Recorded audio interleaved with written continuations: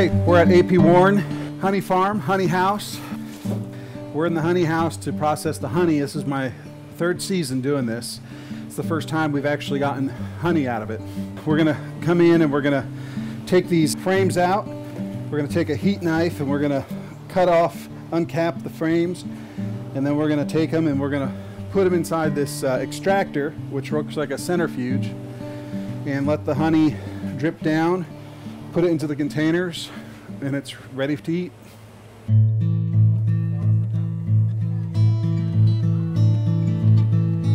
Okay, so this gets heated up. You're gonna run it down this frame, and what's happening is it's uncapping all the wax, and that's going into the capping box, and these cappings have honey and wax in them, which is actually delicious stuff, and then these holes will let the honey drip down and get out of there.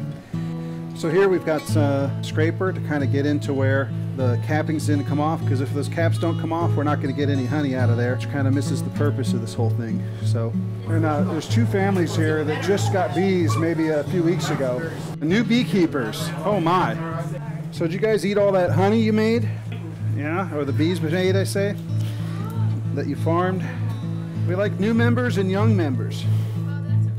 Once again, we're going to saw down, and whatever we miss, we're going to scrape with a scraper. There might be some tasting going on here. I'm not sure, but I think there will be honey tasting. And we want to keep careful about the door. Let's keep the door closed so the bees don't come in here. So this one wasn't as filled out, so the trick here is just going to be to come in and scrape out all the cappings so we can get the honey to flow out of there. And then according to directions, you want to flip this back upside down where the centrifuge is, and we're right there, and we'll load it and try to keep it nice and steady and even. Get a good grip on it, Asa. Get a really good grip. Right. And saw. And use the wood as your guide. That's fine.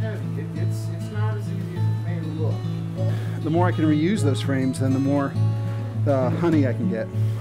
Another way of looking at it is that it takes 12 pounds of honey to make 1 pound of wax. So the bees work really hard, 12 times as hard if you want to put it that way,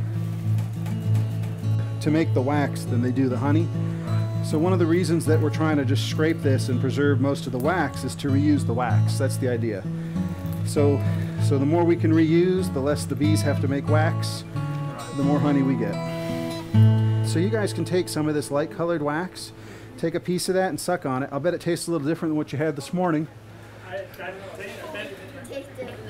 Oh, sure.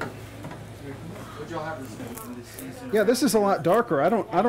Basically the nectar, wherever they got the nectar from, the pollen was probably darker on this one.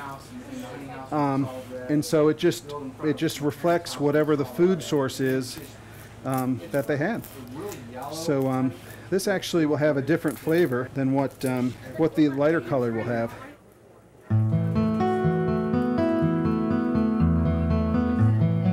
So this is a frame with brood on it, right? And you know how you can tell that's drone brood is it's a larger cell and it's sticking further out. So what they're doing here is they produce the drones. The drones are the males, and like males can be in our society, they don't do anything except reproduce. Come fall, come the winter time, they don't need the drones, right? So guess what happens to the drones come fall? They eat them. They get kicked out. Exactly. They start pushing them out, and they don't let them come back in, and it's, you know, sayonara thing. They don't work, they don't clean, all they do is eat and take up space. Okay, so what's happening is we've started the spinning of the honey frames that are in the extractor, and what they do is they start it out very slow, and you try to get this going so that it doesn't get wobbly and out of control. So you want to gradually raise the speed. And what's happening now is even at this speed, honey is coming out and going against the side, and it's dripping down the side of the container where it'll come out over here when we're ready to pull it out of here.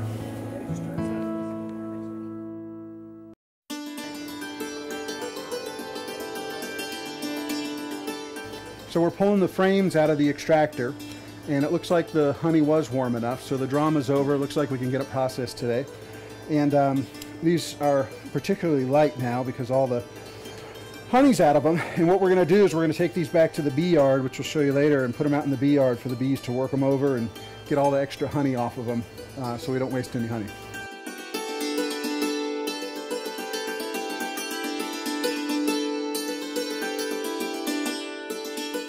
So we've been processing the wax by scraping the frames, uncapping the foundations so the honey will come out. We've put it in the extractor, and the extractor's spinning it around. All the honey's coming out of the frames now. And so now what we're going to do is the honey is starting to fill up the extractor at the bottom. And what we're going to do is we're going to get the honey to flow out into the buckets. We're going to take the honey, fill it in these buckets, and then we're going to take it and pour it through just a regular filter like a colander. And we'll get any impurities or chunks of wax out of there, and then we'll be ready to take it and bottle it.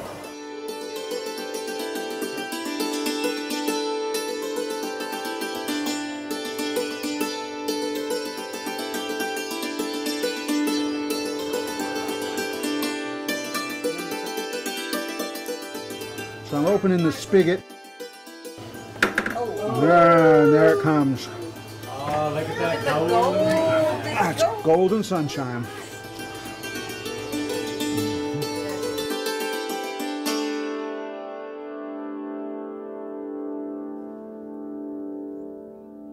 So after 3 seasons, we've got the honey pouring out into the bucket. This is the first sample of honey I've ever had out of an extractor making my honey.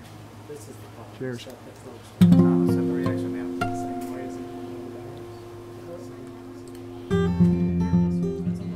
That's pretty good stuff. I may have to have more of that.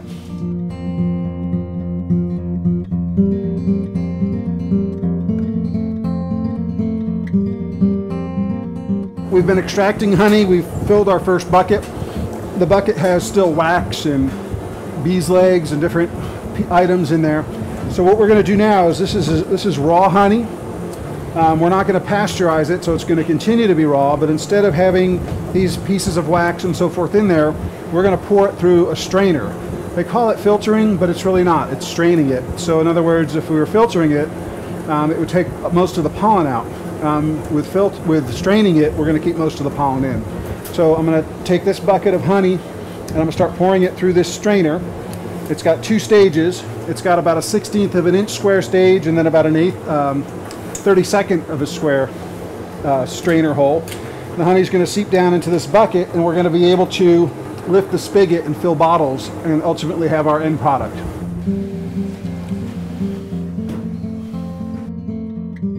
Okay, so we're coming to the end of the process where we've extracted the honey, we've put it into the buckets, we've put it through a strainer and gotten all the little peats and parts out of it, and it's still considered raw honey. And so we got our bucket of honey in a tap or a spigot here, and what we're going to do is we're going to fill up, this is a 1-pound jar, and this is an 8-ounce jar. We're using glass jars. I just like the look and the feel of glass jars, and if you're in any kind of a honey tasting contest, they're going to want glass jars. And we use plastic caps, so we're going to fill it up, put the cap on, and at some point we'll get some labels on here, and we're good to go. These things will stay until they're eaten.